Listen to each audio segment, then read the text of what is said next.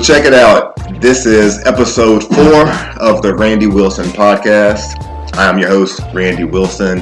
This podcast is the focus and theme today will be conscious conversations and ownership. And this is a culture and society-based conversation. This is a culture and society-based podcast where we are ultimately trying to dive into the issues of our time. So we're really happy here to have our guest today, Ajay Brewer, and I'm going to get into the sway in the morning. I got a sway in the morning introduction for you, Ajay. I'm going to need your help though. Yeah. I got a sway in the morning introduction for you. All right. Because in getting prepared for this, it's like, man. What's the sway in the morning introduction? Well, I listen to radio. I'm a big radio guy. No, I listen to them. Everyone he introduces, I just feel like he gives. I feel like for our time and our culture, he gives the best introductions. Yeah, to people. I'll agree with that. I think that's what's really jumping about our time right now in hip hop, particularly with that generation. You see the Sways and Noriegas. You see the more chronologically mature adult men now taking that role and mentoring the generation. Yeah, for sure. And empowering the generation. But for sure. This podcast, you'll be able to find it on all the podcast channels: Stitcher, Spotify, iTunes, Google Play, YouTube, all that stuff. And this podcast it'll come out in April. However, if you're checking it right now, we are streaming live on a couple different channels, and AJ has about 5-6 different businesses. So there's a lot of exposure out there right now on this St. Patrick's Day weekend. I'm glad to see you festive, sir. Yeah, man. Yeah, no, I to be honest with you, I just wanted to. First off, I'm waiting for my introduction. Okay, I got you. Let me go and get in that. Ajay Brewer. I've been very fortunate and happy to become acquainted, and more than acquainted, develop a friendship with Ajay Brewer. Ajay is the owner of Brewer's Cafe, located in Southside Richmond in the Manchester area. Brewer's has been in business there for about 3 years, and since Ajay has started Brewer's, he has really put an imprint in the community there by bringing a lot of different things to the community. One of the things he's brought is Manchester Manifest, which has probably been one of the most enjoyable spring ways for me to enjoy spring weather in Richmond. Yeah. In the 16 years I've been here. I mean, it is a very enjoyable experience. First off, AJ serves coffee and bourbon. So I mean, he has a demographic of followers and people who frequent his restaurant on a regular basis, his cafe, and some of the most incredible things happen there. I mean, you meet some of the most incredible people. I work in the human service industry where there's plenty of social workers and mental health professionals that come through, legislators. I mean, there's just anyone on any given day could come through, and I believe they come through, AJ, because you provide a very authentic, humble place of comfort where people can come in, get their work done, meet who they need to meet, do what they need to do, and be about their business, but also be motivated to come back to your place because it's your place where it happens. Yeah. And that's just the cafe. But the Manifest is an event that takes over the whole area of Manchester. And I think that's one of the things about AJ that's been amazing to observe and experience, because since being in Manchester in the past 3 years in doing business, he's opened up a few other businesses. First off, he has the Well Art Gallery, which to bring an art gallery to Southside Richmond, that's being an innovator in our time right now. That's just that hasn't happened. That's not. I mean, it's only one. There's two. There's two. Okay. Ross, what's Ross's last name? Ross is a big artist, and he has his space on 11th and Hall. Okay. He's an international artist. Okay, well, we're going to make sure we give shout out and respect to that, because AJ's the second one. Yeah. As humble as he is, he's the second one. And he has a really nice location. You have to go check it out. He's not only doing art events there, but he's bringing different types of events there. Just he's utilizing the space. The space is 24 hours accessible right now for you. So if you're tuning into this podcast, you need to check in with AJ Gallery about how AJ Brewer on how you can best use the Well Art Gallery, because it's a great venue. And then he's also recently opened up another business. He has a waffles. It's ice cream? Waffles and milkshakes. Waffles and milkshakes. Yeah, Brewer's Waffles. Brewer's Waffles. I mean, while I'm dancing around it, he has a son. His son has a business. I think his son has a few businesses. Yeah, man. Parker, his son, has candy machines located throughout the city of Richmond in different locations. I believe he has some they're in different barbershops.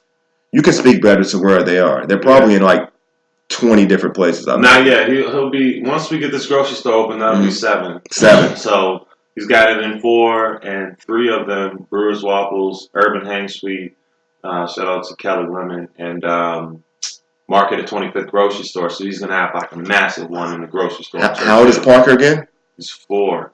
He's like 50 months or something like that. Yeah. Parker is 4 years old. He has a business. Yeah, man. He's a brand ambassador, all of that stuff, man. I want that shit. I want it to be normal, you know. I want it to be normalized too, but I want it to be normal for my family. I mean, as I was just going through, trying to get prepared for it, I was like, man, I'm going to forget something. Because I think for, and I'm still in my introduction, but I think for your community, you're doing more than just, you're creating businesses, you're creating jobs, you're creating opportunities, and you're changing the visual of your community. And that's very impressive. And we're going to talk a little bit about that, because that's amazing for what's happening right there in South Richmond right now. But I'm sure it's not easy to build business, and it's a lot of work. But I think the thing that we're gonna speak to later in the conversation is that I just named a few businesses that he has, and from a person on the outside looking in, to see that much business created and developed within a short amount of time, you'd think it was easy, possibly just like, wow, he's doing this, he's doing that, he's doing this. But we know nothing comes easy. But what we're looking to learn from you today, though, in conversation, though, is that what you do, when you do it, where you do it, why you do it, how you impact other people to be able to create those opportunities so that you can build up your community. And I think that's something that can be taken, I don't think it's an easy thing to do. And I think when you have someone who's been able to do it and who is doing it as a model, then people look to you to be the guide and kind of provide a direction on behalf of how we will uplift and build our community. So that's, I went deep in on the intro. Introduction. I went deep in, but that's kind of how I guess I'll set the climate. Introduction. I had somebody introduce me one time on a podcast, and he said, "This person is the most impressive person I've ever met in my entire life." And this guy's like a big deal in the corporate world. So I appreciate when people, give me that sort of introduction, compliment. So. Well, I don't really think I'm really doing much. I'm just trying to go after these opportunities. But if I was on a music video like Jay is right there, it'd be different. But well, I think that's our job. I don't think we as a community, honestly, work in doing our job to uplift each other and empower each other. And I've been in conversations recently with people about our parents' generation. Yeah, I feel like our parents' generation, if they were successful, they worked so hard to get what they got. They were tight. So they didn't provide, I don't feel like that generation provided a lot of mentorship for our generation. And we're now responsible for trying to figure it out. Yeah, no, for sure. And I think you're an example of a young man who is figuring it out for his community. Yeah. And so that's kind of how I want to open the conversation, because you do a lot of mentoring in the community. I'm curious if you can kind of expand on how you approach it, because you work with young children, you volunteer in the local school, but you also manage people and you deal with the public and the community. So again, this podcast is society and culture based. And I think there's an audience of people out there who could benefit from learning how you approach your job in being a mentor or a teacher or a manager or just a neighbor in your community. I mean, I decided to like not just quit my job, but just like quit, what society, thinks that I should normally do and just rebel against all that shit. So, um, you know, the only reason why I think the way I think is because of people like me that existed in my life prior to me, even being able to um, appreciate their presence. So, I don't really even think about it. If I had more money, I would just stay in the school system like all day long unless I had something to do.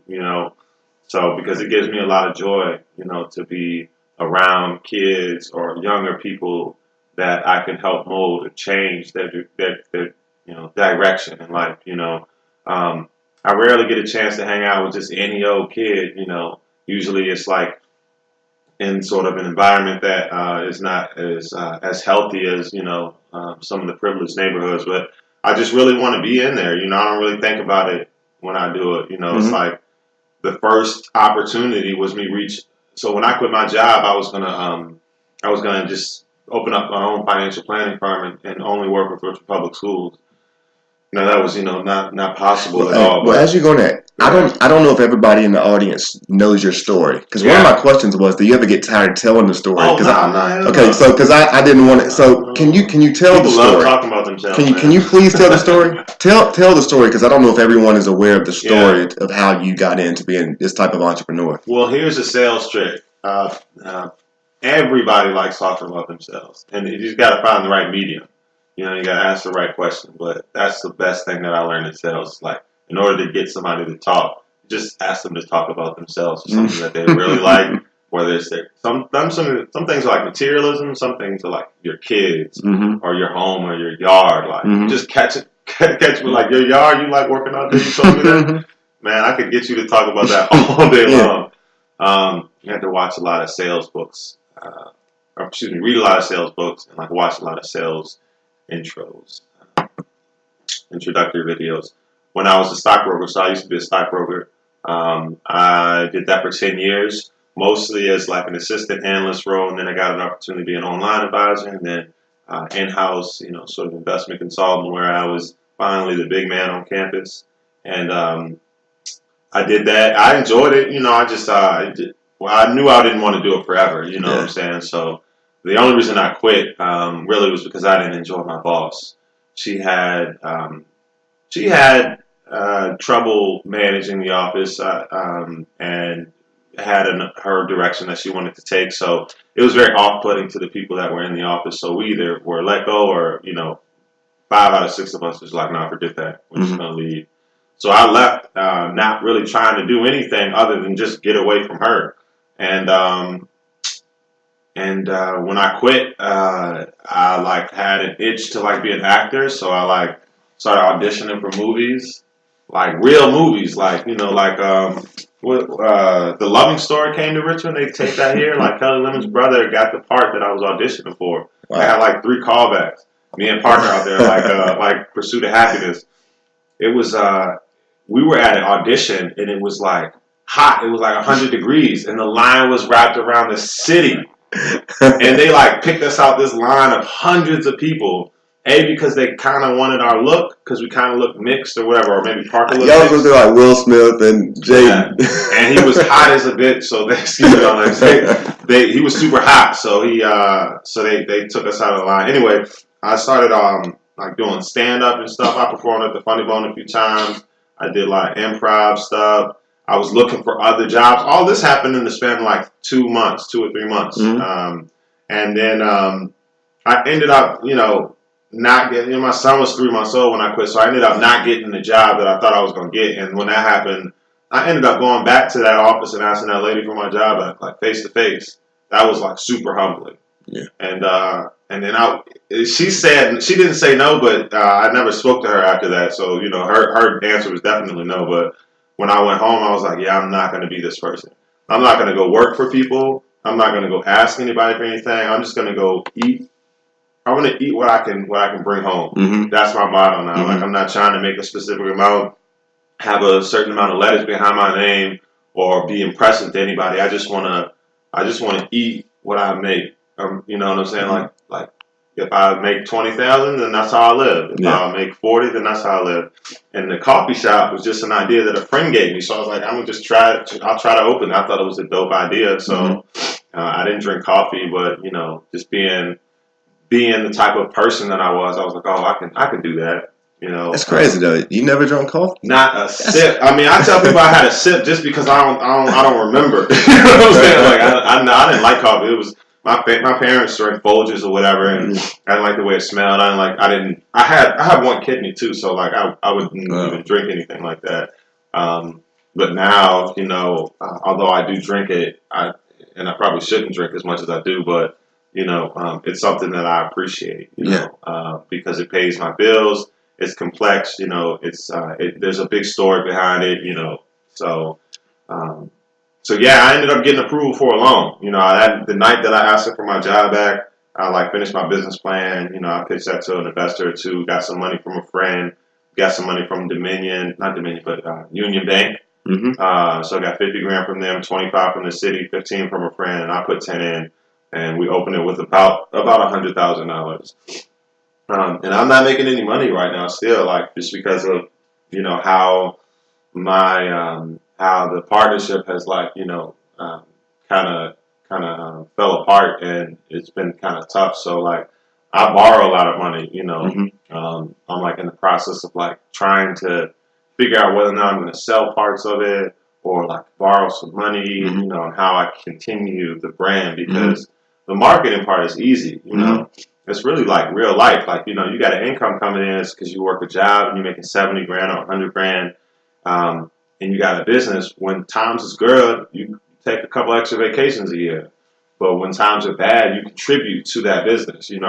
Only thing I eat is what I bring in, So that's what makes it very difficult to start a business, run it yourself. I wouldn't be doing all this stuff if I had one really successful business. Is the coffee business a business that you would recommend to someone to start? Yeah. Yeah. Yeah. I mean, the way I do it, everybody ain't got to do that. I got a big ass heart that I just want to give to the world. So like, that's just genuinely me. But it doesn't make it unethical or immoral for people to have business opportunities. So to me, the more the merrier. We need more people with regular jobs making X amount of money opening businesses, because you don't have to quit your job and turn into some entrepreneur. Yeah. That's quite a stressful life that most people don't want to deal with. So, but no, I just, I like doing it this way. I could go after the money easily. I could close in a month and I can be making some real money, but I'm trying to manipulate it so that I can be giving, stay in these communities, but also make money. And I know there's a recipe to that. But we've yet to find it. Yeah. I think what's really interesting in the coffee business, though, is that, you have that as a business, and then you can create business within the business. Yeah. It gives you an opportunity to socialize and meet new people. Yeah. Actually have a conversation with them comfortably. Yeah. So if I make it through it all, I'll have Brewer Sessions. That's going to be making hundreds of thousands. I forgot to talk about Brewer Sessions. Yeah. That's all a of different these things business. will then bring me income. So, right now it's hard. It's really hard. That's why I need me a nice, beautiful lady to stay supportive of me and just continue to ride this wave. Yeah, you definitely got a wave. And speaking of a wave, Brewer Sessions, for those of you who are listening and are not familiar with Brewer Sessions, well, only in 1 week, Nick Fury, Nicholas F. Performed a live 36-minute session at Brewer Sessions at Brewer's Cafe, located in Manchester in South Richmond. It probably has 5,000 views right now. Yeah. I mean, it's blowing. It's out of control. Yeah, that's great. I mean, Yeah, I mean, we knew his was going to take off like a rocket, and it's just been an impressive thing to see people respond to something that you create like that. I find it very hard to accept the credit because I didn't perform it, I didn't Yes. record it, I didn't Oh, edit yes. it. You know what I'm saying? They want me to put executive producer name on it as if I did anything but provide the direction, which Mm-hmm. people always want to get paid for their ideas, and I don't even really believe in that. Like the real work is for the people who do the work, Yeah. but it's impressive to see that happen and to know what it's going to be because we have a big brand like so WCVE is the local NPR affiliate, and it's a partnership between us to put the footage out and record the footage, and man, like But granted, you may have not mixed it, produced it, but it's something. Well, there's a mutual benefit from the fact that he did something that was amazing for the culture, for hip hop, for music, for YouTube, for anybody out there who's seeking inspiration or any type of content that could help guide them. I mean, he put it out there, but he put it out there behind your bar, and he put it out there behind your bar in a space where people go to for food, fuel, and everything that comes with that. And he brought that. So what better place? I mean, what better place? And listen, I'm a coffee drinker, and you know this. I drink coffee all around Richmond. Yeah. But there's some places I like coffee at more than others, and then there's some places like yours where you get a combination of everything that you need. Right. I wish that Brewers Cafe. Here's my ask: that the reputation of the brand of Brewers and the taste and the quality of the product that comes from Brewers match the money source. You know what I'm saying? I can't wait until that happens. I need people to realize that entrepreneurship. AJ Brewer having 5 businesses doesn't mean AJ Brewer is making thousands of dollars. I mean, AJ Brewer literally is not lying. AJ Brewer makes $20,000 a year on paper, like not even. Just imagine how you could take care of yourself with that type of money. Mm-hmm. Like that's really it. And then you like barely doing that because you got to pay so much bills. I got millions of dollars worth of bills. Mm-hmm. That's an insane amount of money. So I appreciate how we've gotten a great reputation, but I'm excited to see what's next. Like, how do we turn this into something that's successful? Others think, others think it's successful, but I know it's not. So what makes a local cafe successful? Does opening a shop in Short Pump make it successful, or opening a shop what makes it successful? I guess. Well, if I was in Short Pump, I wouldn't be successful either because I would be trying to figure out how I can touch more of the community. And so, it's not that it's not successful or it's a failure, but I want to hit on all cylinders. So there's the communal aspect and how well received and how much work I'm doing towards, saving the world type of shit. Excuse me, type of stuff. Good. Don't worry about all those things. Yeah, we talking moderation. We're talking typical. Yeah. And so it is a culture society. I mean, they expect a little bit of normal of kindness. Oh wow! But I got to get used to that because truthfully, I got a haircut today. I don't know. I haven't had a haircut in a minute, but I literally, I don't want to answer to anybody's rules. I don't care what you think I should do. I like the J Electronica thing. Why? I need to make an album. I heard Styles P say all he wants is just a couple cars and take care of his family. I don't want everything that comes with all that stuff. Yeah. So, shout out to Jay. Same with me though. So what's successful? Would Short Pump be successful? Yeah, I mean, financially it would be successful, and I don't know how else I would enjoy the successes of my business outside of the financial success. Not saying that I couldn't, but it would leave me in a stage that was that would resemble what I did in corporate. That's doing something for money that I didn't really appreciate. Neither the type of people I was around or the things that I was doing or engaging in wasn't something that made me happy. You know what I'm saying? So I got you. But as a customer, I wouldn't enjoy going there. I don't like driving a Short Pump. Honestly, I don't. It's just I don't want to. Why? I don't want to. I like a couple places up there, but it's just, I don't know. I remember when I first came to Richmond, that was Goochland. Yeah. I just don't feel like it. It's too far for me. I mean, I don't care for big corporate places, you know, and I don't want Brewers to become that. You know, people tell me that it'll be bigger than Starbucks. I'd never let that happen. But look, I'd literally turn away millions of dollars. Okay, but at the same time, though, you know, I know you're an humble guy, but I'm gonna bring the fuel. Yeah. I'm beginning. I mean, like Brewer, Ajay Brewer. His name though is on so much stuff in your community that even though you're not trying to be Starbucks, you're on so much in the community. Like, you put much on. I mean, you do want to make. I do want to make money, and I want to be wealthy as well. Yes. So, you know, those are goals that I do have for myself. But, you know, the ultra wealthy and we can do even more and, you know, I don't want to go to this school because I can make 150 grand coming out of college if I go to that. So I'm just like, oh my God. Yeah. Like, I don't want to make $150 billion, you know. If that would happen, man, you know, you would see one hell of a generous person, you know what I'm saying? So I'm not going to like stop things, but I wouldn't. You know what it takes to expand a company like that? You have to borrow money. You have to get out on the. You know, those things don't just come overnight. These guys who are at the top, they've done some very what I consider to be immoral things. You know, it's very difficult to be whatever name brand and not have like ruin people's lives because of your decisions. So I don't see me doing that. But you know, hey, if I invent a Facebook and it becomes something like that, you never know. Yeah. You never know. I thought you just raised your hand. So check it out. If you're just tuning in and you're following us on Facebook or Instagram, this is the Randy Wilson Podcast. Yeah. I am sitting here with Ajay Brewer.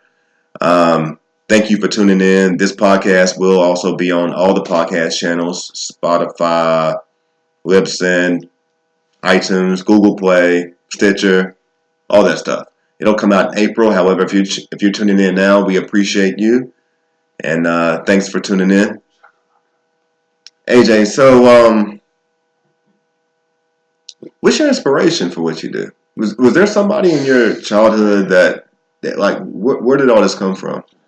You know, I got hindsight now, you know, but I don't think that I've ever had a mentor or anybody that I specifically or directly look up to. But, you know, as I look back at it, my life and just like analyzing it, my mother was an entrepreneur a little bit of her life where she ran and partially owned a furniture store called Furniture Barn, which if you black and you went to like George Wythe or Huguenot or you were raised in the South Side, somebody in your family or you yourself bought furniture from my mom. It was a little, it used to be roadside furniture and then they switched it to Furniture Barn. It was in between, it was on Warwick in between Hall and Midlothian.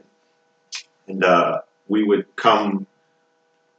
get out of school and go to that joint, you know, be in the back or whatever, doing homework, chilling. And that was for a long time. My dad ran a barbershop and was a barber on Decatur and JD. Yeah. Warden or whatever it's called. And, you know, I was sweeping hair or whatever early. We would get out of school and go to his house or go to his, you know, barbershop. I never really liked listening to people, bro. Like, I don't care what you have to say to me. I was just telling Joy, you know, I used to hate to admit it, but like, I don't want to read your book. I don't care what's in it. Like, you know, people like don't understand that the idea is to understand how to process complex thought. That's it. Like that's what reading is. It's like, how do you get smarter? How do you get an advantage? But what you read is like, man, I don't care about the 48 laws of power. I don't care about your story. I don't want to hear it. But I've always been like that, you know. It doesn't make it right if you want to. I just like, it just didn't work for me. Like, school never worked for me. Going to work, going to the military. I was in military school. Like, it just didn't work for me. But, you know, I wasn't stupid. So I was just like, okay, I got to toe the line until I figure out how I'm going to maneuver this. I wasn't going to sit at home smoking weed or, like, being a bum. So I did what any practical thinking person would do. I went to college, but I dropped out. Got a great job at an internship and worked the hell out of that and had a great reputation amongst my peers and the people up at the top and had positions that would have paid me $400,000 or $500,000 or $1 million a year probably by now, like if I would have stayed, but I wasn't prepared to do the things that they wanted me to do, you know. More letters behind my name, more tests, go back to school, work 60, 70 hours a week, you know, go to happy hours and put on a voice that I don't normally talk in. And, you know, and then I found out that, you know, to be honest with you, white people are thinking the same thing, and so are women. Like, you know, everybody thinks that they're the victim. You know what I'm saying? It's like, oh, why is this black lady talked about how men call women aggressive that are like, I don't know, like strong leaders or whatever. Yeah. But I'm just like, man, my therapist just said that about me to my ex. You know, like I don't care. Like you're not a victim. It's, you know, more than anybody else. But that also gave me the like confidence to say, okay, this white man's going through this. This lady is going through this. This black man is going through this. Yo, I'm whatever. Y'all can keep it. I'm done with it. Yeah. And I knew I made that decision early. I just didn't know how I was going to do it. Yeah. So I got to a point where I was making enough money to have some money to quit. And when I quit, I was like, okay, let's see if we can just live how we want to, you know. And now you got the opposite, you know. You got black, white, women, men in the shop, gay, straight, transgender, like all in Brewers, like different world, you know. Tell you a quick story. This family that more than likely are Republican Trump supporters who would not speak to me outside of Brewers. When they come to the shop, it's all love, like super love. You know, they did that for like 2 years, and then they saw the Black Lives Matter sticker, so they stopped coming, which is another story. But still, like, you know, in Brewers, you know, we're not talking about the things that, you know, make us like so stressed out and like, you know, oh, you know, they call me aggressive, or you know, they call me whatever, I don't know, whatever it is that this lady just quit her job today, told me the whole story about it, you know, and she did it because, you know, she was having issues with her boss. He was being mean or something. And I'm just like, you know, they don't run your life. Like, so when you quit, you take the power back, you know, and don't complain if you're not leaving it, you know, just turn that into a reality. You know, you need to own that if that's the direction you're going to take in your life. And some people get the opportunity to do what they love, you know, so like it's a whole different conversation to actually work a job and do what you love, and then to like be somebody who's doing it for a check. I mean, you have so many people who come in your place of business to do work. I mean, and I'm one of them. Like, there's a lot of people are not just, I mean, there's people who come and people come through with a purpose. Some people are regulars, you know, and I'm one of those, but there's some people who are regular at doing business in the coffee shop. Yeah, yeah. And that space is, that's the space that you've created. So that's why I think it's a mutual benefit to the situation that if someone's going to do a brewer session, he's created a reputation that these are the people who will follow and listen to what I have to say. Yeah, no, for sure. I mean, I also find myself having to answer the question of what's my story, or what are you doing, or why are you doing it? Well, that's why I asked you. That's why I asked you. Like, I've just been a witness to it. I think it's to be asked. Like, do you ever get tired of telling your story? Because so many people have asked you that. Because it's such a different change. It's from, when you was working for, is it Microsoft? No. What was it? I worked for a few companies. I got to start as an intern at Scottrade Investments. And then I figured out that this was cool. I wanted to do it. And so I quit and went to SunTrust Investments. Okay.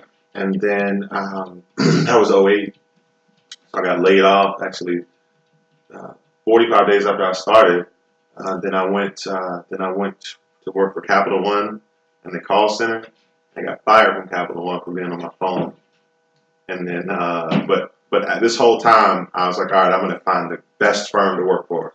Any firm that's calling me that's not going to offer me this amount or that amount and this trajectory, I'm not going to take it. So for 9 months, I did Capital One, and then I got this job right when I got fired to go up to D.C. to work for Edelman Financial, which was, at that time, it's still like top two, like one or two financial planning firms in the country based off of like client retention, money management. The dude owns it. You know, he's managing $20 billion or something.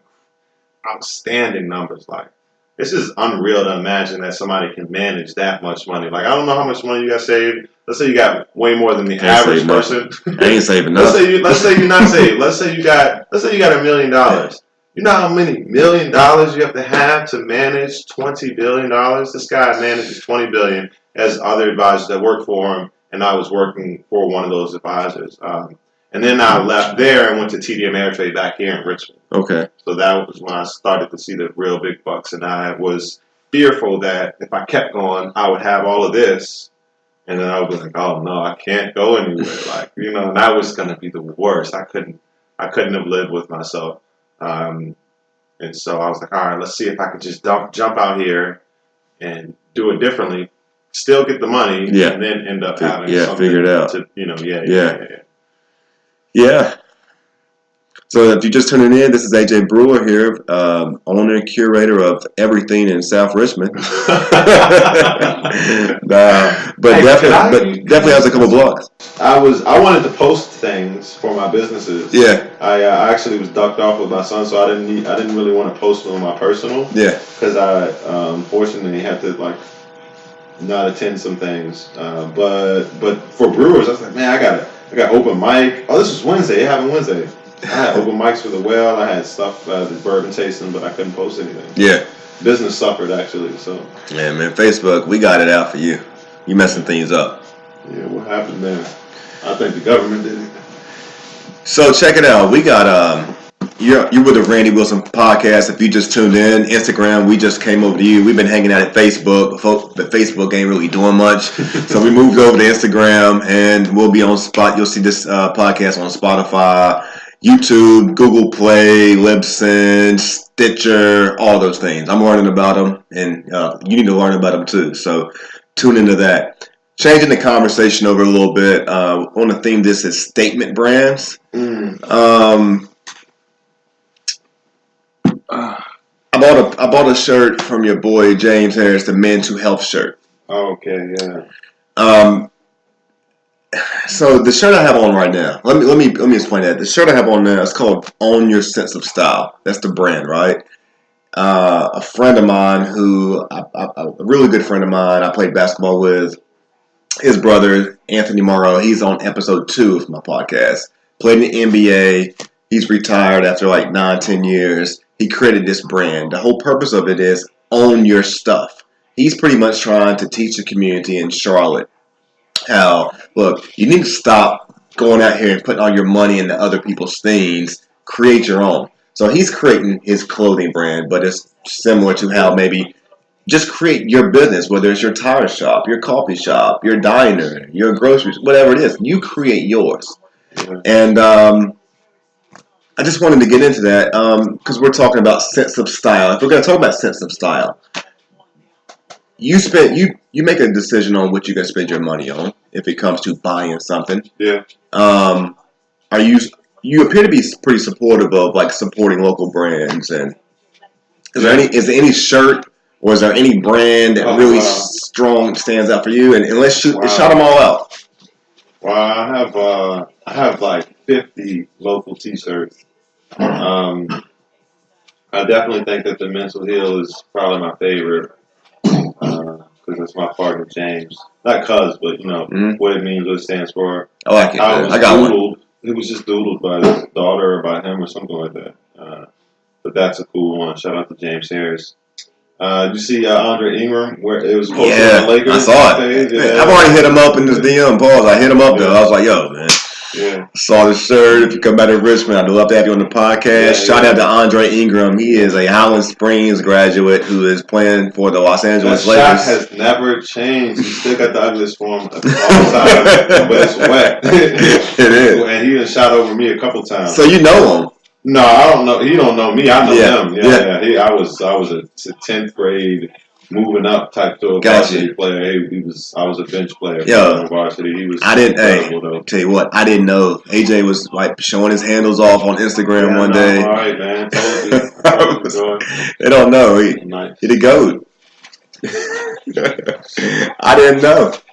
Yeah. Yeah, but shout out to Andre Ingram. Shout out to James Harris. Shout out to what he's doing with that shirt. What other shirts do you like? Local brands. We're talking about statement brands. We're talking about brands that make a statement. We're not just talking about what you buy because you can afford it. or what you buy because what everyone else buys. We're talking about why do you make the choice to spend your money here versus there, and clothing is one example, but I feel the same way about coffee. Yeah, well, I got a lot of mission shirts. So, like, Stay RVA is a mission shirt. That's the group that supports Richmond Public Schools, and I wear those shirts a lot. So that's one.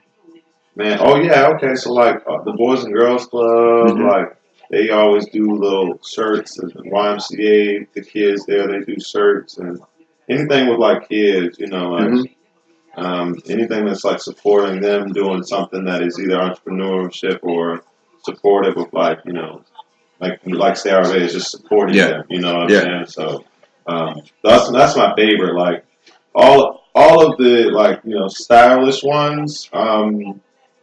I guess I have them just to support them or whatever. But I kind of like I would rather either wear my stuff, which I had on before here, but I'm doing laundry, or I'd rather wear something that's got like a mission statement, mission driven, Gotcha. But I wanted to share with you what Own Sense of Style was about because it's. He's obviously played NBA basketball, but he's made money. Yeah. But he's definitely doing something. In my family, my brother lives in Charlotte. He's doing something in that community that's very similar to what you're doing in your community with trying to brand and teach the youth how to have ownership, just like Parker at a young age. And so these kids they're wearing these shirts, and so they may be following us. I did a picture earlier and tag them in it. Check out Own Sense of Style. Check out Anthony Morrow, Young Fresh on Instagram. He played for OKC, so we did episode 2 comes out this week. You'll hear about that. He played with Kevin Durant, Russell Westbrook. Yeah. Wow. Yeah. Is he from Richmond or Charlotte? He's from Charlotte. I even talked to him about coming to Richmond to do a basketball camp. For real? What did he say? Look, I can connect you. If he might be watching right now. He's very committed to getting involved, and he knows Richmond. He remember coming up here when he was in high school doing AAU. Yeah. So right now, it's like he's at the NBA. He's got to figure out, how to start this life, and in service and community is one of those things. So yeah, it's a great connection just to be able to know that I told him, man, we all had hoop dreams as a kid. You lived the hoop dream. Yeah, you lived that. Yeah. I used to love basketball. You got a favorite team? I don't really watch professional sports no more because I don't like the business of it. Yeah. But no, I used to be a Rockets fan, but I used to be like the NCAA was my favorite, but I don't even like watching that now. It's just like no such like good basketball. I'm just feel like an old head now. Like good basketball doesn't exist anymore. Like I don't, I'm so happy for Zion, but I don't really care. Like bro, like. It's like everybody's trying to get rich, be super famous, and why doesn't Zion go to a black school? And because he's got a better opportunity at Duke, and he can make more money for his family. I'm like, man, you don't need that much money. Like that mentality. There's nothing wrong with Zion. There's nothing wrong with his mentality.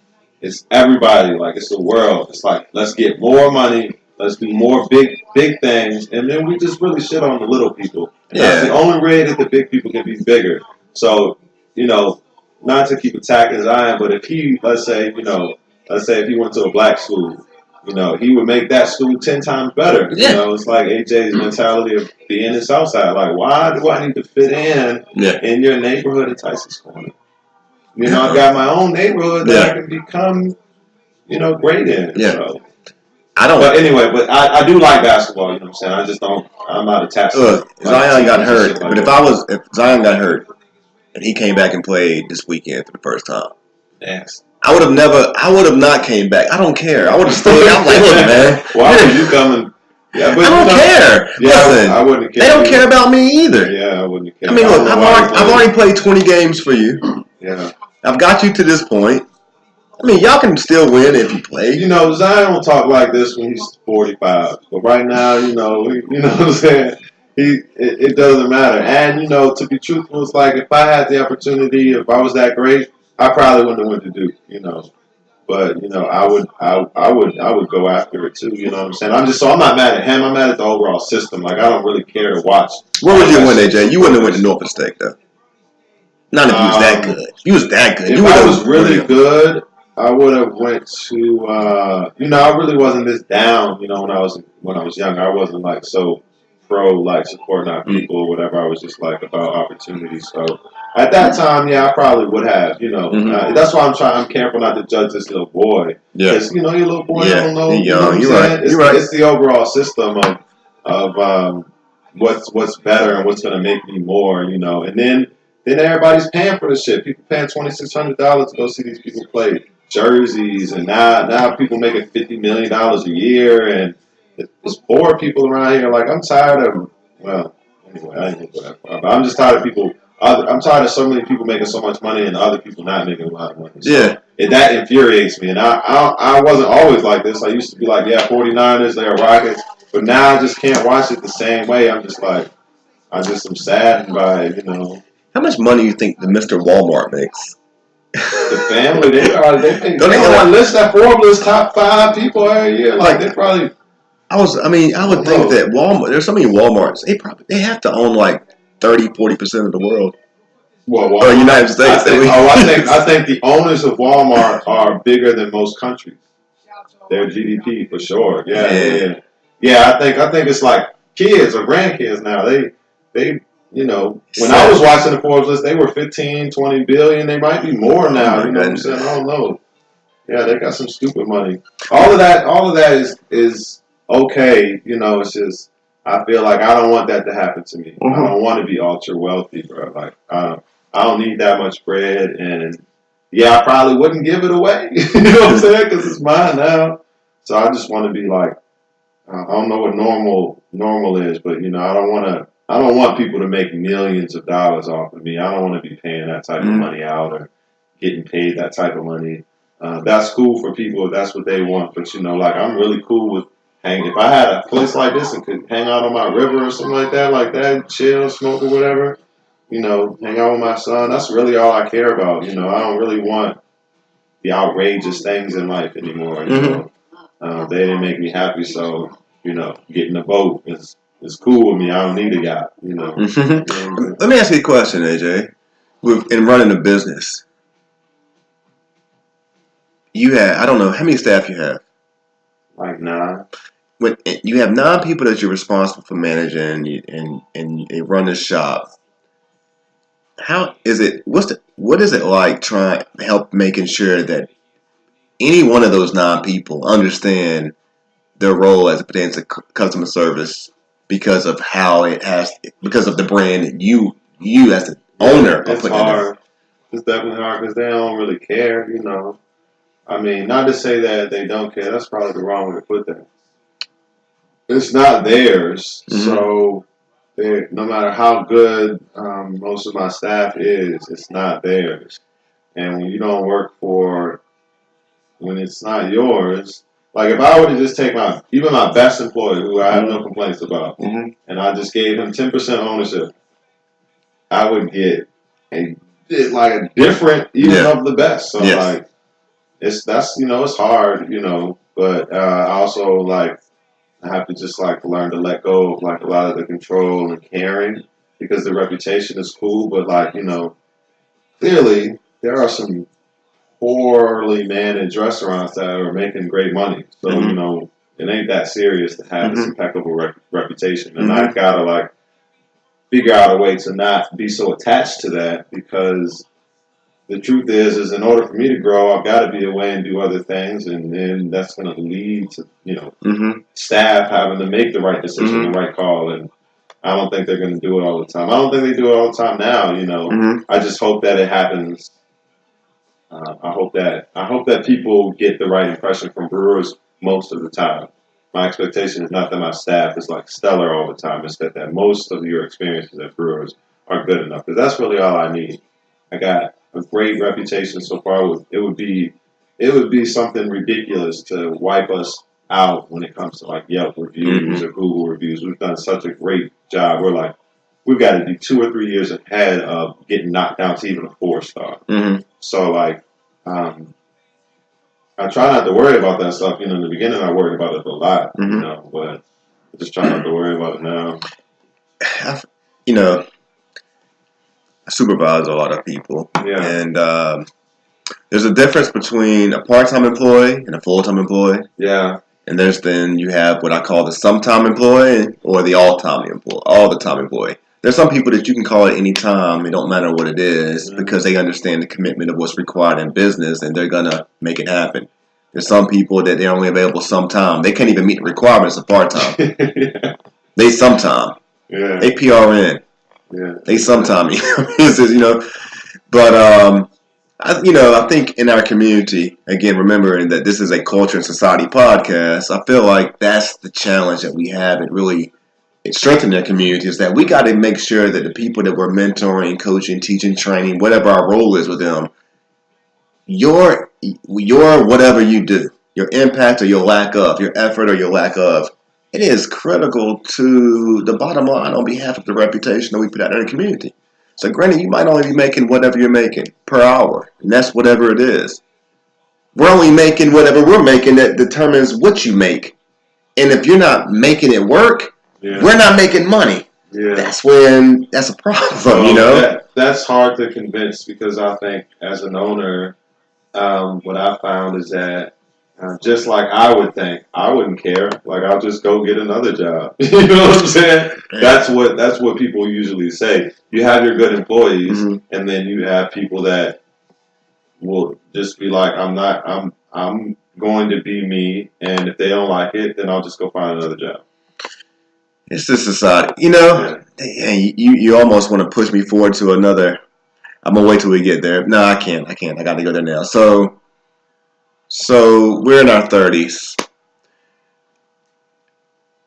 I don't know where the millennial start and stop is. I don't know. I can't. I thought I was a zennial. I don't know what that's stuff. I don't know. But it ain't even about me. My question is, how do you from 15 to 25?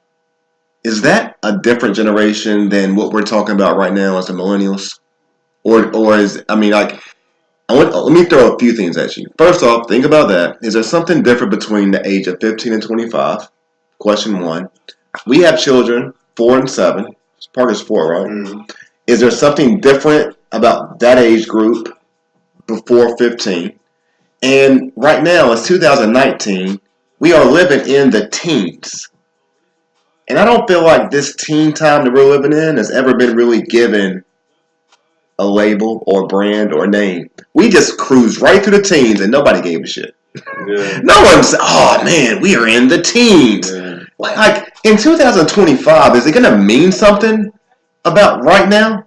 Or is this going to be like, that was the years of like, what was these years? So I throw all that at you. I know I'm throwing different things at you, but the reason why I'm throwing that at you is because I'm trying to kind of build on where we are, but where we're going.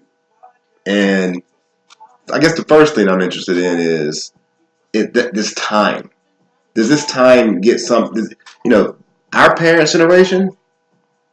It's our time now. It's our job now to be the difference makers for our society. Yeah. Our parents' generation, they done did their job. Yeah. What is this time? What is this called? Where are we at right now? What is this? I don't know. I think it's like the information or like technology or what do they call this? Are we in the future from Back to the Future? Are we in the future right now? We're definitely in the future. You see Cadillacs, man? Yeah. That's all Cadillacs changed. Cadillacs changed. Yeah. I even saw the Jeep Wrangler change. I'm like, man, they got everything changed, man. Yeah. No, I mean, I don't know. I don't know how to answer that. What age are we in? Yeah, it was bad. In all due respect, and I ain't trying to be funny, but with that hat on, dude, I know you can tell us. You can take us there. Take what? You can take us to where we're going. Where are we at? Where are we going? And what is this? I don't know, bro. It's really always been interesting to me that no one put any impact in. I think it'll happen once it's passed. One of these people will look back and it'll be the age of Trump because he'll win again or something like that. I don't know. They'll call it something weird or whatever. We talked about Trump's going to win. I'm sure he's going to win. I don't see anybody that's going to beat him. John Bibbs dropped some jewels over here last night about that. He was like, he said, first off, he said the problem with the Democrats in beating Trump right now is that there's too many people trying to compete. He said the guy who was Obama's vice. Well, Joe Biden is probably the best person because he will talk that trash. And he will be able to probably, Yeah. But there's so many other people who is going to try to compete with Joe just to be in that position that it's going to hurt him in having that. And what Trump has the ability to do is emotionally connect to people. Because we're in a time now where votes are made based off impulse. Like likes, follows, popularity. Yeah. So Trump has the emotional connection with his audience. Yeah. Even though there could be millions of black, white, it don't matter what kind of folks out there and they have their opinions right now. When it comes time to vote, it always ends up being, it is what it is. Yeah, I don't think, I think he can lose, but I don't know. We'll see. Is anybody you think can beat him? Anyone you put up there? I mean, I think Bernie can beat him, but I think Biden can beat him. I think Beto can beat him. I think he's too old.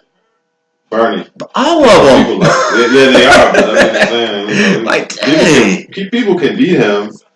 I think they all can beat him. I just don't know if they will. I would bet on Trump doing something weird to win because he inherited a situation where money was as much as Fox News would spin it. Flowing, jobs were creating at an all-time recovery, and things were happening that were extremely positive. He didn't change anything that Barack was doing. He just made it better. But in theory, it's going to be a great thing for him. Unemployment's going to be crazy low. He's going to do something crazy across seas, and people are going to eat that shit up, and he's just going to be even more popular. And people want to beat Trump, man. I always tell people that everybody loves Trump. Even black people that hate him, they want to be rich and have a golden toilet, you know what I'm saying? And like boss people around and have a place in Mar-a-Lago. Everybody want to be this dude. I mean, I fuck Trump, but people love that. So, that's why I think he's gonna win. But I'm gonna do my job to make sure he don't win. I hope he don't win. That's not good. Yeah, I don't want Trump to win. No. It's just toxic, man. It's the wrong type of leader. Trump, yeah, it's scary. Yeah, it's really scary.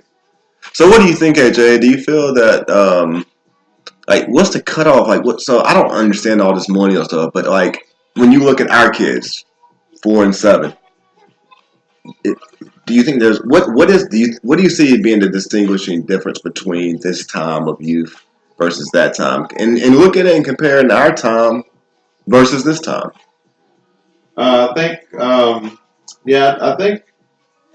I think that everybody I think that most people under, I don't know, somewhere in your 20s, I guess, maybe who were born in the late 90s, are just extremely, and I don't mean this bad, I just mean this is just new, sensitive, more caring of, people's feelings, and you can't say this, or you have to change this because this makes me feel this way, or, it sounds so funny even saying that shit. But it's good. It's good for society. It's Demolition Man shit. You know what I'm saying? One day we're gonna have you go curse and the ticket gonna come out. But I will say that it's still good. People are mandating people to be more nice to you. You used to be I don't really care. I can be tough. I can ignore you or whatever. Now everybody's doing their part to be nicer to people. And it's one thing to force it, so that's kind of a weird debate or whatever. But that's what I see. My son not really knowing what you're a man, take care of it is gonna feel like. I will say I was watching Wendy Williams, and and she said she likes her men to take care of her. So if the ship is going down, he better not be saying, I can't be a man right now or something, or something she was saying he better not be crying. He better be handling shit. You know what I'm saying? But Wendy's probably 50, and I would throw her in the same age bracket really as us because people who are somewhere in their 20s who were born late 90s. They think really differently. It's people are and I definitely don't mean anything or bad about this, but people don't even acknowledge gender anymore. You know, it's a completely different thought process. So that's kind of like hip hop music, though. Like I'm always thinking about that. Like we gotta be receptive to like um, the younger generation and where they're leading, because that's the direction the world's going to be taking. You know, Well, my wife hit cool me. with all that shit. My wife hit me. My wife, man, she got mad at me one time because I said something somewhere. I said, we were out, and I don't know. I guess I made the comment that the best way I can say it is I said something like the way she took. I don't know what I said. What she heard me say, there's a better way to say it. What she heard me say was, "Don't put me in a situation where I'm required to have to protect you." Now, what I think I said was, I don't think I said that, but what I think I said is that I feel like as a man, I'm just always aware. I'm just always, even when I'm in a different state, I'm always aware. And so I think as being a protector and, my approach, my mentality is that just always be mindful and aware of your circumstances, surroundings, and environment. Because some situations can again, she's been grown before me. She don't really need me to tell her that, but it's my way of trying to be responsible and protective, because it's like, I'm only 6'1", 173. It's only so much you can do. I mean, don't put me in a bad situation. But that's what she took it at. So the mentality that she took from that, or I'm not gonna say she. I feel like what women could take from that, a guy like me, or a statement like that, if you can relate, is why y'all ain't no good anyway. We don't need y'all. Y'all don't be responsible for protecting us. Oh yeah, no, I mean I definitely think. No, I just say that. I just say all that, but no, I mean that goes. I guess it goes both ways. It's like people just like. It's extremes, you know what I'm saying? It's like, this is the age of there ain't no middle ground. You know what I'm saying? You need it all or you need nothing, so like I don't know.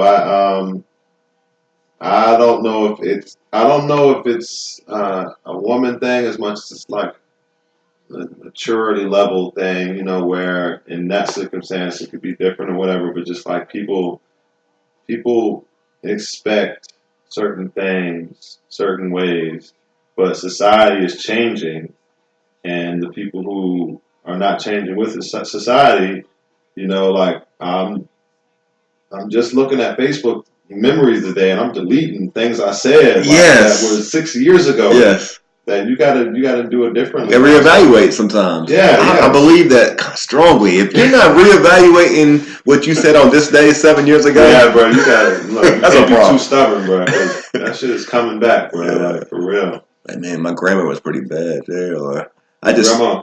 My grammar was horrible there. My grammar was awful too. Yeah. Or I was just like, man, I was just wrong. Yeah. Oh, I said the F word, the gay slur, several times on Facebook, and not meaning it to gay people. Just saying it just as a form of disrespect to some sort of subject. Yeah. And just cringing. Cringing when I read some of the stuff. Ugh. Yeah. But that's like I said. That's what I'm saying. Like it's good. Like it's a clear difference between Parker's generation and mine. Yeah. I'm not rebelling against it. I just it's a clear difference, and I'm kind of cool with all of that. Is there a hybrid? What's the hybrid between our children's generation and us? That's why I'm saying that. I don't really know if there is. I guess it blends. I guess I don't know. I guess. Well, I mean, do you consider yourself a millennial? Are you a millennial? Yeah. I don't know. I'm struggling with that. I don't know that I consider myself one. Am I one? Yeah, I mean, everybody who's born in like the 80s, right? 81 yeah. Oh, yeah. So I was born in 81. Yeah. You're right on. You're old millennial. So that's what they call a Zennial. I feel like, because that's that combo. Like when you still can remember things from the late 70s, early 80s. Versus, I think there's a difference. See, it's the difference between the computer size. I mean, I would Apple. Say, yeah. How old are you? 37. I would definitely say that people who are mid 20s, late 20s, definitely think differently than. I mean, overall, as a whole, think differently than a 30-something, later 30-something year old. If you're 27, 28 years old, how old are you? 34. Okay. If you're 27, 20, I thought you was like 28. I thought you could get away with it. She's older than me. Yeah. I'm 6. She older than you? Yeah. Wow. Look at her. You can't tell? So check it out, man. So if you're 28, is someone 37 old? They kind of. I think they look at you. If I was 28, I probably would judge a 37-year-old woman to the point that I would not date her because she was too old. So yes. Gotcha. Yeah. Yes. But not to everyone, you know, because I know that she's been through more, and she's experienced more, and there's different expectations, and so yeah, no, I mean, and then the thought process, you know, is definitely different. I mean, it depends on, not all the time, you know, but just generally speaking. Some men want a woman who's older because they want her to be a mother figure. Yeah, yeah. You know, they need that. I've seen that. I don't like that. I like to date mine kind of close to my age. Kind of. Still open. Yeah. But yeah, no, I would date somebody who's older, you know, but I'm 35 now, so it'd be different. 34, excuse me, I'm 34. But I wouldn't have done that earlier because at 28, really at 27-ish, I don't know about 28, but 27, I was not prepared to be dating a 38-year-old, man. I'm trying to go out all the time. I'm like, Miami's my favorite vacation spot at 27, you know. Yeah. So it would have been different, but to stay on the subject, I think you can't judge people individually, but just generally speaking, that 10-year gap is tremendous, you know, and as far as culture and how you were raised and what music you listen to and what you think is funny and what you don't think is funny and inappropriate. And, you know, obviously, again, people were raised differently, but, you know, you can definitely tell a 90s kid from an 80s kid because, I mean, I'm 85, but 90s, like, my 90-year-old friends definitely don't even know that Jay-Z was somebody special. Yeah. You know what I'm saying? Like, you're 24, 25, you're like, yeah, he was good, but bruh. They don't get it. Real. Yeah. No, and they shouldn't. Same thing with, like, LeBron James. I don't understand how they don't get it, though. Understand. Well, Jordan was incredible, man. Yeah. But people don't, they just like, look, he wasn't bigger, he wasn't faster, he wasn't stronger, he didn't shoot better, and I'm just like, yeah, you're right, I don't have a point. I don't know. I will sometimes. If I was building a team, though, I'd pick LeBron over Jordan. I would pick LeBron over Jordan, but I would never say LeBron was better than Jordan. I would never say anybody was better than Jordan. Our generation would not allow that to come out of our mouth. He was clutch, man. He was too clutch. You know, he was different type of person. That type of winning. I don't know if I would pick LeBron James. I mean, I'm gonna just say that. If I'm trying to win a championship, I'm picking Michael. Now, if you ask me to pick the best player that's ever lived, I'm probably picking LeBron. Yeah, okay. But if I'm trying to win a championship, I'm picking Kobe and LeBron. Kobe and what's the name? Before I pick LeBron. Yeah. Yeah. So Jordan was just. I was watching him on like ESPN Throwback or whatever, and you just knew when he was like Andre Ingram. You know, when he shot the ball, you knew it was going in. Yeah. Especially when they were down, like so. Ingram, that's a shout out to you, bro. Yeah, shout out to him, man. Andre Ingram. He definitely doesn't know me. I remember in high school I spoke to him and he was like in front. I was like, "Yo, Ingram." And he turned around, just like look like this, and then just like. He seems like a very humble, nice guy. No, yeah, he is. I mean, he's young and he's gray. Yeah, he's like very. He's like 35. He's like 34. Okay. Yeah, 34. Yeah, he's like 34. Yeah. 33, 34, actually, maybe. Only because I thought he's got to be older than me, or at least my age. Yeah. So, hey, we were talking about statement brands earlier. So I kind of got off track, but I definitely want to wrap back to that. Outside of statement brands, forget brands. Take brands out of it altogether. As people, how do you feel? I feel like a lot of people would say that when they wear clothes, anything they wear. Well, let me not even do that. Let me start over. What do you think clothes say? What does clothes define about a person? Because I'm taking the brand away. Forget the brand. Yeah. Do you feel like, I mean, the brand is going to be compiled of different fabric, texture. But I think what it comes down to is style.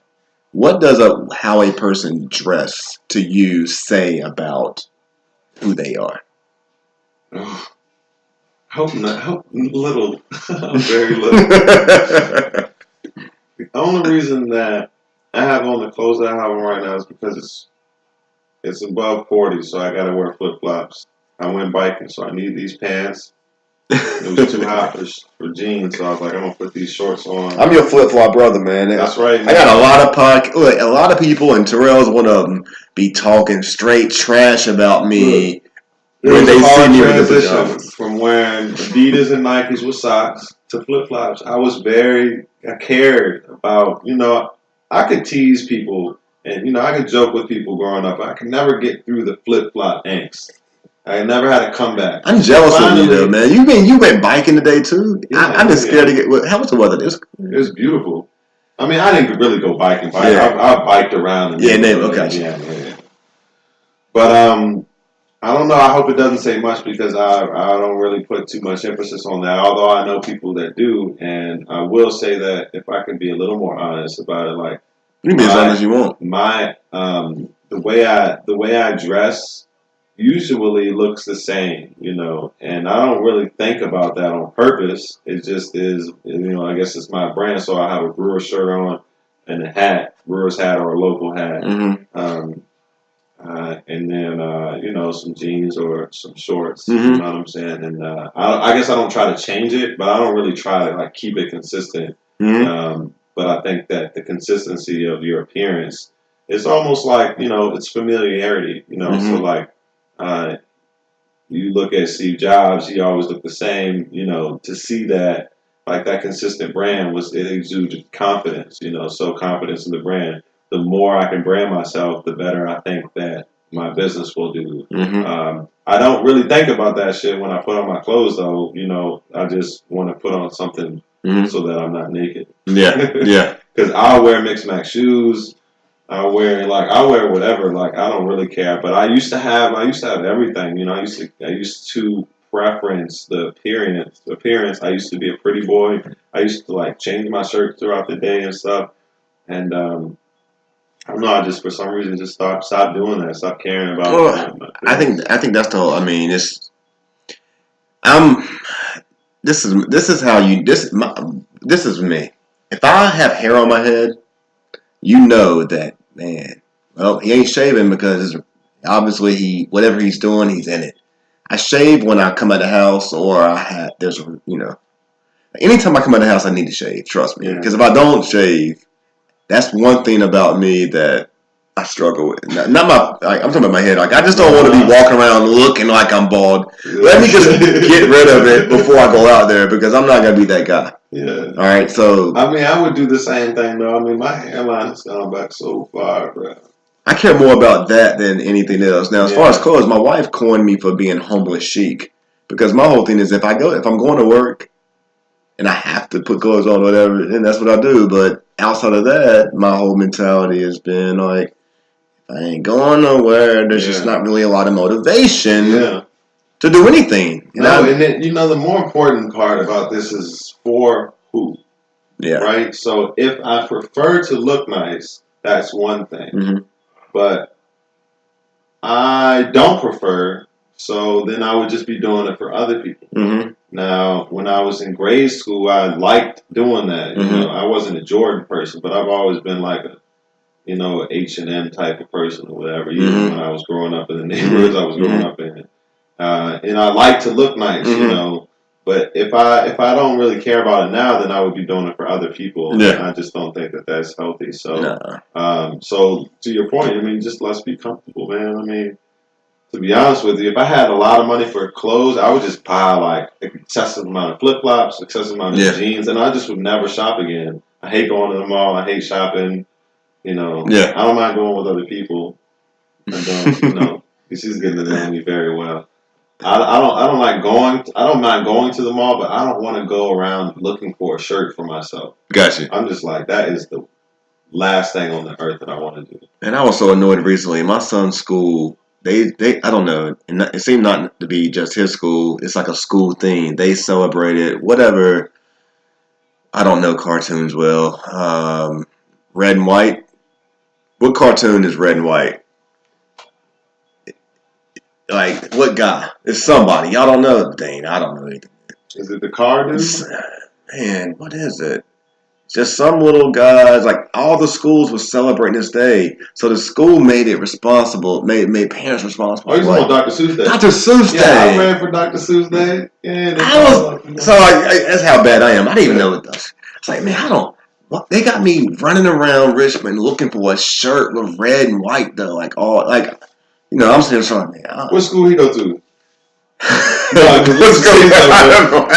went to Blackwell, bro. No, all the parents probably got the same memo. They was like, shit. Ain't none of the kids having no red and white or Dr. Seuss anything. But they was into that book though. I was like, man, they was trying to stress like of course.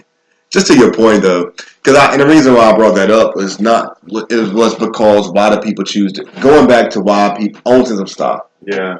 When I was thinking about what we were going to talk about today, I was thinking like, well, why do people do what they do? Why do people wear what they wear? Why do people spend the money on what they spend the money on? So a lot of people out there still buy. I know I waste money on stuff too. You know, I'll be kind of careful as to what I like, what I really question, because, you know, if my mom goes out and spends some money on something that, you know, is a waste of money, I mean, how different is that from me, you know, spending it on some trees or like, you know, anything that is really useful to me, but a real waste of money, you know what I mean? Well, you know. It could be used, it is, the benefit that person gets from the clothes is the same benefit that I get from trees. I don't know. It can be. Like, it's just therapy, right? Like shopping therapy, retail therapy or whatever. The feeling that either way, it's all for a feeling, is my point. Like, you put it on, you want to look nice, you know, you're smoking, you want to feel good or whatever. So, like, there are better ways for us all to spend our money, you know. But I try to not judge people as to say, like, what they're doing is wrong. But, you know, perhaps, you know, we're all wasting our money. We're all doing things with our funds that we probably either funds or time. Like, I remember being in D.C. and going to the mall was like 2 hours, really. And getting there, shopping, and coming back. Like, you know, that's a waste of time. Yeah. Money. You know what I'm saying? It is. Could have been, did something much more valuable with my time. Yeah. As I was thinking about this conversation, like, I feel like our parents, it wasn't uncommon for our grandparents to sew the clothes or make the clothes that our parents wore. Yeah. And we're not really so far from that time, but you can see how we've become so extreme from that time. Yeah, no, people care about their own. Wow. Did you like history growing up? I didn't. You know, I actually didn't like school. Didn't care for that at all. I didn't want to learn about anybody's history. I will say the only thing I truly enjoyed was math. I definitely was excited to go to calculus class and do problems and do it faster than anybody else, and at least try to competitively beat people in math class. I love math, but in gym that was my shit too. But I like history. I could not stand English, man.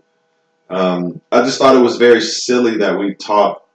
You know, this is deep, so like some people might take it at a surface level, but I think it's ridiculous that we teach people how to read and write, like past just basic arithmetic.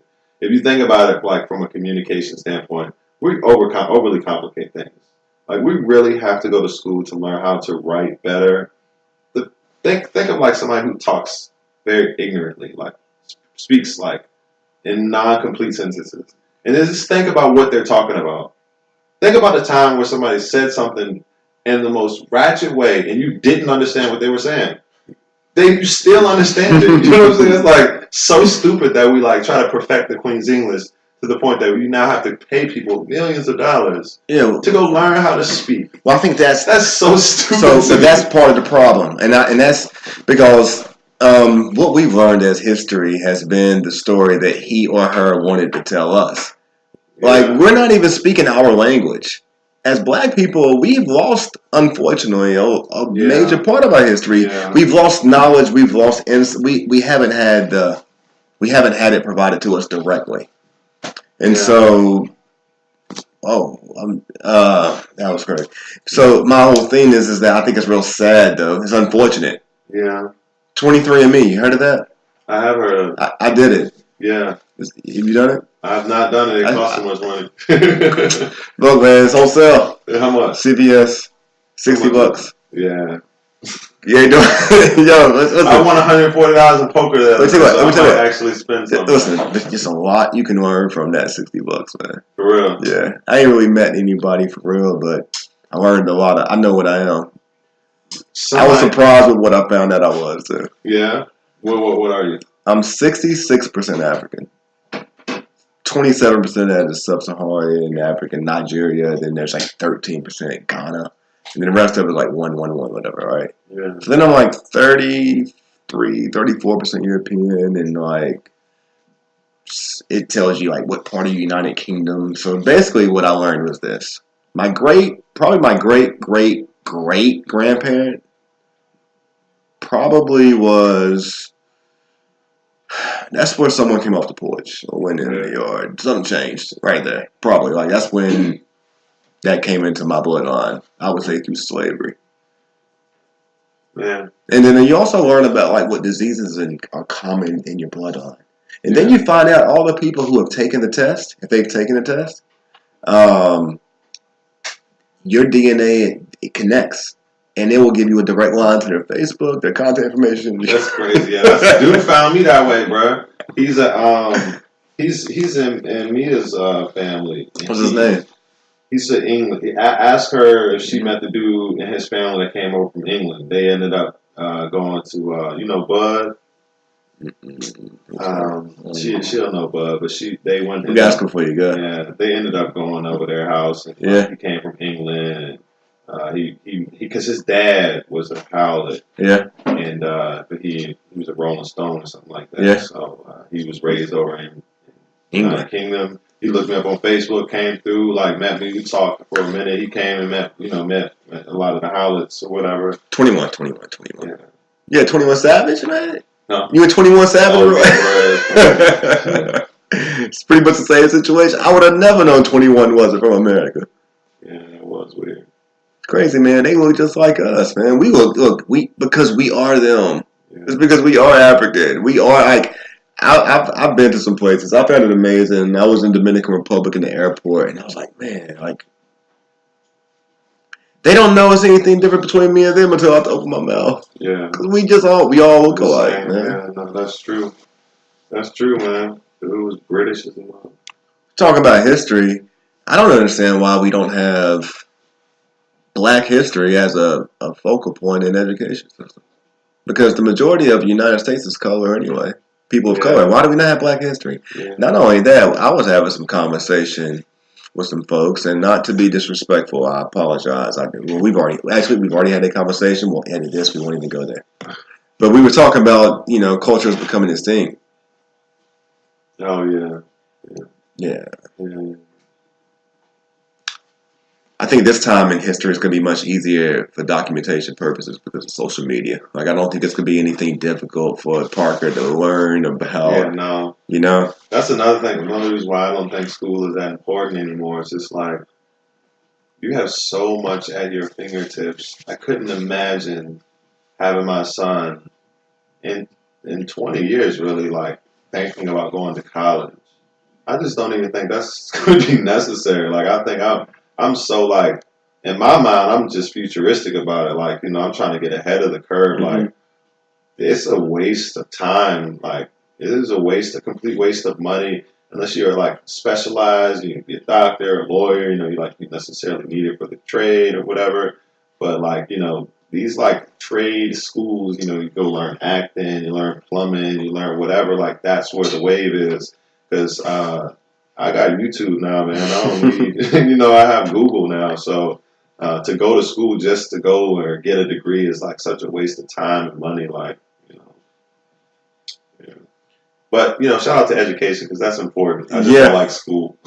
Yeah, our time's running here on our clock. So couple things here before we wrap up. But you open a point. I was going to get into common sense and financial sense. So, like, both of them are sense. Common sense, and I think when you put good intelligent sense together, it should create money. Oh yeah, We were just talking about that the other day. you you can't wish for it in your hope, but you can put your brain. Your brain's so powerful, man. I don't know how powerful mine is because I don't tap into it as much as I should. But like, you can do whatever you want to. I can make money. I'm trying to get this loan, and part of the loan I'm going to like start an Amazon store with. And I'm not going to make a lot of money. I might make $600 a month, but there's another like side of income that can streams lead the rivers lead the all of that's part of the process. Like I don't know. I will say this is not this was never like my lifetime goal. I'm not like you're not watching somebody who's been working so hard to get here. Mm-hmm. I like took what life gave me, and I'm just like going with the flow, and I'm trying to work as hard as I can. When I was in corporate, I was known, I was well known, I was respected, because I understood the benefit of that. At Brewers, I'm not like strategic as much as I am naturally, trying to be entertaining, engaging, not popular, but like in people's faces, recognizable. And it's not, I get the benefit of it, but it's just like genuinely me, you know what I'm saying? Yeah. So I'm just trying to go with the flow, bro. You keep doing you, man. Keep being you. Look, one of the things I want to say as we close this podcast is this. If you are a listener or a witness of this podcast, you need to understand that you are an artist. You're more than whatever your title at your job calls you and defines you. Yeah. Because you are creating right now in your life, your legacy. You're creating the most beautiful thing that you'll ever be able to create, and that's your life. You can be an artist. You can be a visual artist. You can be a poet. You can be a communication artist. You can be whatever kind of artist you want, but you're first a human being. And so you have to be responsible for creating a life that you so desire to lead your children and your children's children. So we appreciate everyone tuning in to the Randy Wilson podcast. We're really happy to have Ajay Brewer here with us. Ajay, before we close, if you can give everybody your information so that they can just go tag again. We're going to do a lot of tagging later. All right, I'm going to give you a few of them. So we got Brewers Cafe, which is on Instagram, Twitter, and Facebook as Brewers Cafe. There's Brewers Waffles that's about to open up next month, and that's Brewers Waffles on all platforms. I got The Well Art Gallery, which is named affectionately after Blackwell, the neighborhood. Or if you're not familiar, then it sounds like Inkwell or Artwell. So it's a double entendre, triple entendre, whatever. So The Well Art Gallery. Manchester Manifest starts April 5th. Really excited about that. Best event in Richmond at nighttime on my mama and God and them. Manchester Manifest. You got to be there. First Fridays. First Fridays. That's so good. And then there's Brewer Sessions, which is kind of my favorite thing that we're doing right now. That's a live concert series in partnership with WCBE. And all of that. Go follow us on Brewers Cafe. Yeah, Parker's business. Yeah, Parker. Shout out to Parker, man. Parker Lee Brewer on Instagram. He's a brand ambassador for Pello Bikes. He represents them. He gets cool bike and equipment, and gets to go to little bike trips with them. And one day he'll shoot big time commercials for them and stuff once their brand takes off. And then he's got Parker's Candy Stand and Pops and Urban, soon to be an Urban. Brewers Cafe, Brewers Waffles, Market at 25th, Front Porch Cafe, and a barbershop on Brooklyn Park, but I forgot the name of it. So shout out to Parker. Yeah, the youngest business owner in Richmond. That's right, man. He's the king, man. For real. Yeah, we appreciate all of you for following the Randy Wilson podcast. We are signing out. You can catch this podcast on all podcast channels in April. Thank you for streaming in on Facebook and Instagram. Good night.